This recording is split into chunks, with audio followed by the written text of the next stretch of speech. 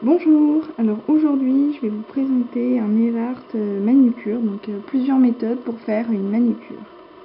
Donc pour la première méthode on a juste besoin d'un vernis blanc. Donc moi j'en ai pris un acheté sur un marché, pas de marque spéciale. Donc c'est la méthode je dirais la plus connue et la plus utilisée, juste de suivre avec le pinceau le blanc de l'ongle en fait, comme ça. Après on peut mettre plusieurs couches. Moi sur la vidéo à chaque fois je mettrai qu'une seule couche parce que sinon ça prendrait trop de temps. Et vaut mieux mettre un top coat quand on fait une manucure puisque ça rend toujours beaucoup mieux. Donc ça voilà. Voilà le rendu de la première méthode. Pour la deuxième méthode, on va encore reprendre ce même vernis blanc. Donc on a juste besoin pour cette méthode d'un vernis blanc. Et on va venir en fait faire une sorte de V sur l'ongle. Comme ça. Plus ou moins grand selon les goûts. Et alors, dans ce cas, soit on peut laisser la manucure comme ça, il y en a qui aiment bien, hein. Soit on peut venir, en fait, à l'aide du V, faire l'arrondi. Et par contre, ça va nous donner une manucure avec des bords plus prononcés. Donc une plus grosse manucure.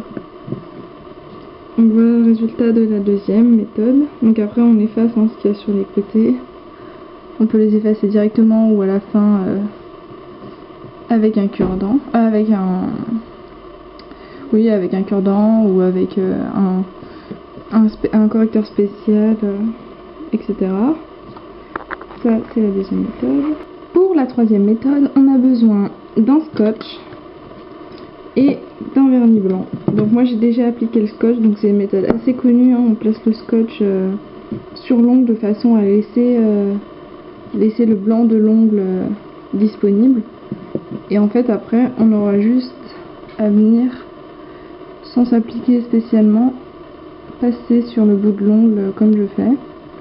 Je dirais le problème avec cette méthode c'est que la French va être droite après, on va voir quand je vais l'enlever. Puis surtout, c'est assez long de mettre le scotch sur les 10 doigts. Du coup, c'est pas ma méthode préférée. Donc là, voilà, comme je vous le disais, on voit que c'est plutôt droit là.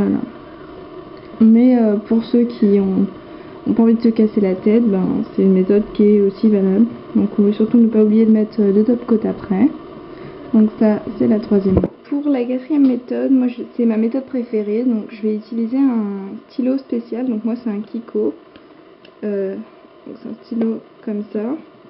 Donc pour faire sortir le blanc, en fait, on va appuyer là-dessus et on va venir, en fait, au stylo, venir tracer la manucure. Donc c'est une méthode assez facile, plutôt rapide.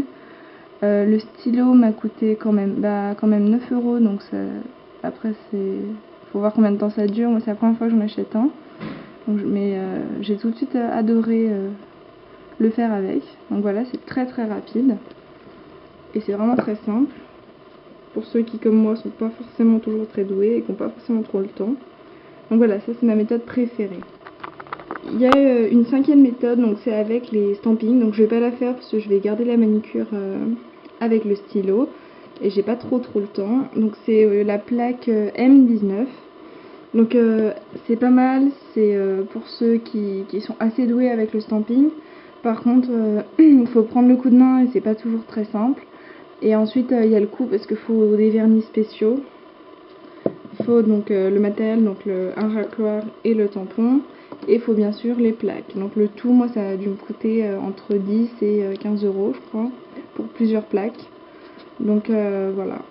Après ça marche pas à tous les coups. Des fois faut recommencer ou faut repasser des couches. Donc c'est pas ma méthode préférée, mais je l'utilise de temps en temps. Voilà. Voilà pour ce nail art, j'espère que ça vous a plu. Après moi les petites décorations que j'ai fait là, c'est au stamping. Donc je le rajoute après. Voilà.